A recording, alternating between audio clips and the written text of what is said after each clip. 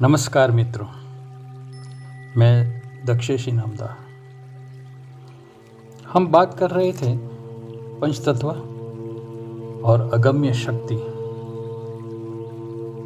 पहले 3 अध्याय में हमने ये शक्तियाँ के बारे में बात की है। अभी यही श्रृंखला में अगली कड़ी नया मोती अध्याय 4। अपने विषय की शुरुआत करने से पहले हम परमात्मा और गुरु वंदना कर लेते हैं।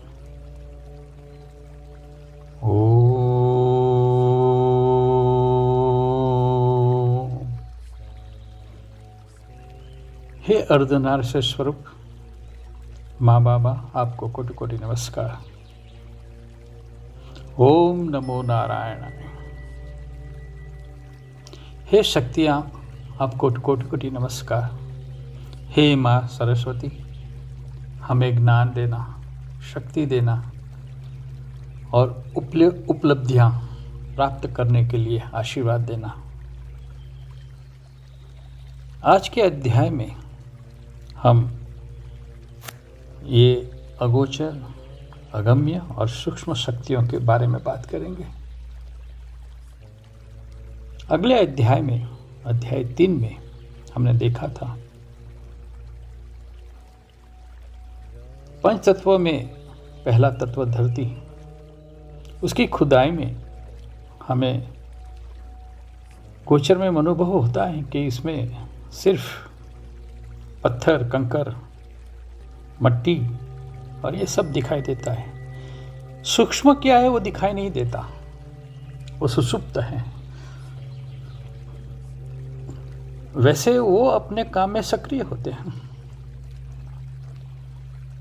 पेड़ की प्लांट फिजियोलॉजी में जो भी काम होता है, वनस्पति क्रियाएं जो होती हैं, वो जमीन से जुड़ी हुई हैं, जल से जुड़ी हुई है, आकाश से जुड़ी हुई हैं, वायु से जुड़ी हुई हैं, तेज से जुड़ी हुई हैं। कहने का मतलब यह है कि 5 तत्वों के साथ जुड़ी हुई हैं। और ये शक्तियाँ, अगम्य, अगोचर और सूक्ष्म शक्तियाँ ऋतुओं से भी जुड़ी हुई हैं। मैंने अध्याय 3 में बताया था ऋतुकाल,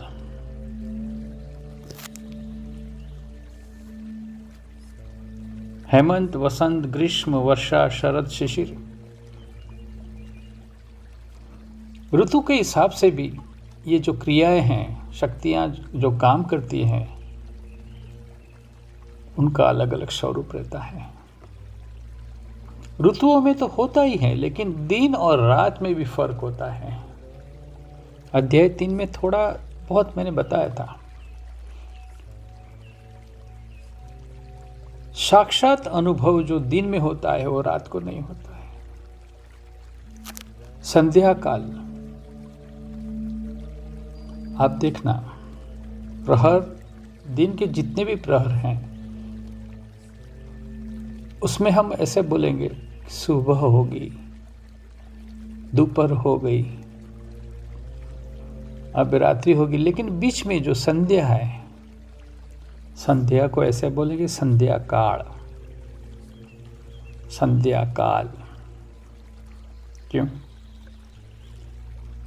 वो दिन और रात के बीच में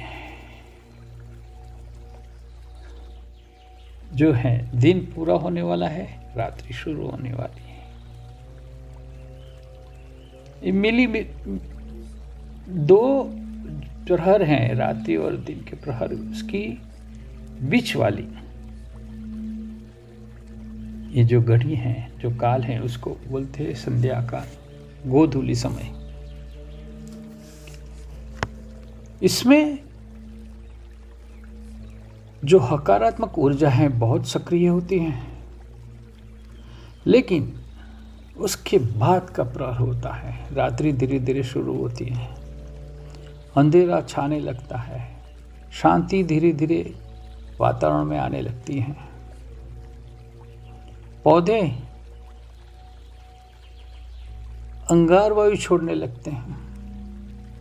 निशाचर प्राणी पक्षियां अपने अपने क्षेत्र में निकल पड़ते हैं, शिकार करते हैं। निशाचर पक्षियों की जो आदत है वो भी आवाज नहीं करते, थोड़ा भी आवाज नहीं करते। निशाचर प्राणी में वो खासियत है। वो पक्षियां हैं, वो कभी कभी आवाज कर देते हैं। गीत घुड़ ये सब जानने वाली चीजें हैं, क्यों ऐसा होता है। और इसमें भी अगर जो पूनम की रात हो, एक पूनम की रात, पूरे महीने में एक रात ऐसी आती है पूनम की रात, चंद्रमा का इतना तेज होता है पृथ्वी पर जैसे पूरी सृष्टि पर रुपेरी चादर बिछाई गई हो। ये पूनम की रात बहुत महत्व की होती है, बहुत महत्व की होती है। ये पूनम की रात में किया हुआ तप, ध्यान, संकल्प अचूक पूरा होता है। ये चंद्रमा का तेज है, जो चांदनी है। वैसे साइंटिफिक बेस पे, वैज्ञानिक के माध्यम से मालूम है कि सूर्य का ही तेज चंद्र के ऊपर है और उसका रिफ्लेक्शन है वो पृथ्वी पर आता है तेज बनकर। वैसे तो वो शक्ति, वो तेज सूर्य की हुई ना, पर बहुत फर्क है। सूर्य के जो सीधे स्ट्रेट रेज, जो किरण है पृथ्वी पर आते हैं, वो चीज नहीं दे सकते, वो चंद्र के तेज में होता है। इतना फर्क है। ये सूक्ष्म शक्तियां सब चंद्र की रात में, पूनम की रात में सक्रिय हो जाते हैं। सबसे ज्यादा सक्रिय पूनम की रात पे होते हैं। पौधे में जो कंटेंट देना है, अर्क देना है, गुण देना है, क्वालिटी कंटेंट जो बोलते हैं ना, अर्क, रियल कंटेंट, तत्व जिसमें गुण है, वो औषध में, फल में, सब्जी में, प्रकांड में, पौधे में, पेड़ में, वृक्ष में, वेलों में, फूल में, फ्लावर में,